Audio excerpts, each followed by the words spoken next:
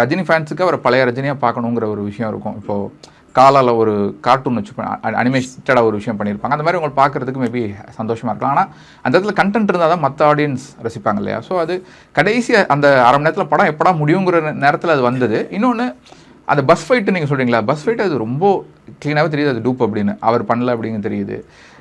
So அந்த மாதிரி விஷயங்களெல்லாம் அது பெருசாக எனக்கு அது என்ஜாயபிளாக இல்லை.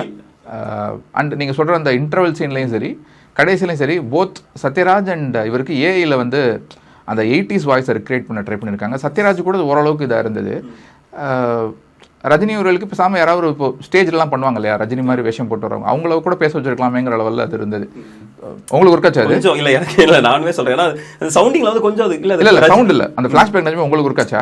எனக்கு கொஞ்சம் பிடிச்சிருந்தது. எனக்கு சவுண்டு நீங்கள் சொன்ன மாதிரி எனக்குமே கொஞ்சம் 1 or 2 இடத்துல கொஞ்சம் இல்லை இது ரஜினி அதே வந்து அதே அந்த ஒரு 70s ஃபில்டர் போட்டு அப்படி பண்ணியிருந்தாங்கன்னு தெரியல. ஓகே, ஒரு இப்போ நீங்கள் சில ப்ரீமியம் எடிட்டிங் சாஃப்ட்வேர்ஸ்லாம் பார்த்தீங்கன்னா 70s ஃபில்டர் ஒன்று இருக்கும்.